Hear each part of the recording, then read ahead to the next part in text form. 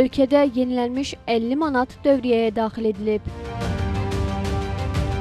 Bugündən etibarən Mərkəzi Bankın sədri Taleh Kazımovun imzasının əks olunduğu yenilənmiş 50 manatlıq kağız pul nişanları tədavülə buraxılır.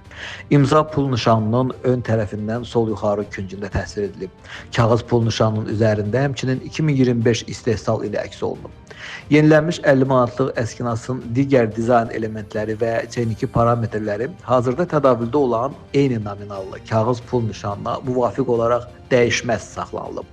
Qeyd edək ki, yenilənmiş 50 manatlıq kağız pul nişanı hazırda tədavüldə olan eyni nominallı pul nişanları ilə paralel olaraq dövriyyədə olacaq.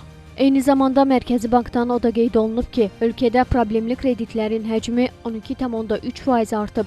Belə ki, bu il dekabrın 1-nə ölkədə vaxtı keçmiş kreditlərin məbləği 557,6 milyon manat təşkil edib. Bu isə noyabrın 1-i ilə müqayisədə 2,35% çoxdur. Yəni, ölkədə problemli kreditlərin məbləği ilin əvvəlinə nisbətən 24,2%, son bir ildə isə 12,3% artıb.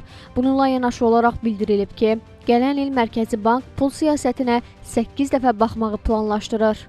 Məlum olduğu kimi, Azərbaycan Respublikası Mərkəzi Bankı 2026-cı il üçün pul siyasətinin əsas istiqamətlərinə dair bəyanatını açıqlayıb. Bəyanatda pul siyasəti qərarlarının ictimaiyyətə açıqlanma qrafiki də öz əksini tapıb. Belə ki, 2026-cı ildə faiz dəhlizinin parametrlərinə dair qərarlar il ərzində 8 dəfə ictimaiyyətə təqdim olunacaq. 4 fevral, 2 aprel, 6 may, 24 iyun, 5 avqust, 23 sentyabr, 4 noyabr və 23 dekabr tarixlərində.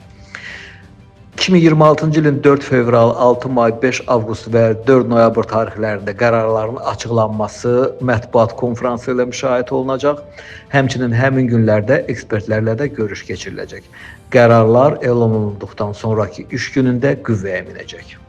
Mərkəzi Bankın oktyabr ayına olan son proqnozlarına görə 2026-cı ildə illik inflyasiyanın 5,7% olacağı gözlənilir. Hökumətin beynəlxalq maliyyə kredit təşkilatlarının və beynəlxalq reytinq agentliklərinin proqnozları da inflyasiyanın növbəti ildə əsasən bu diapazonda qalacağını göstərir deyə Mərkəzi Bankın məlumatında bildirilir. Həmçinin qeyd edilib ki, ötən ay nağdsız kart ödənişlərinin həcmi 8 milyard manata yaxınlaşıb. Mərkəzi Bankın məlumatına əsasən, keçən ilin müvafiq dövrü ilə müqayisədə bu göstərici 12,2% artıb. Nərmin Məmmədhəsənli, Xəzər xəbər.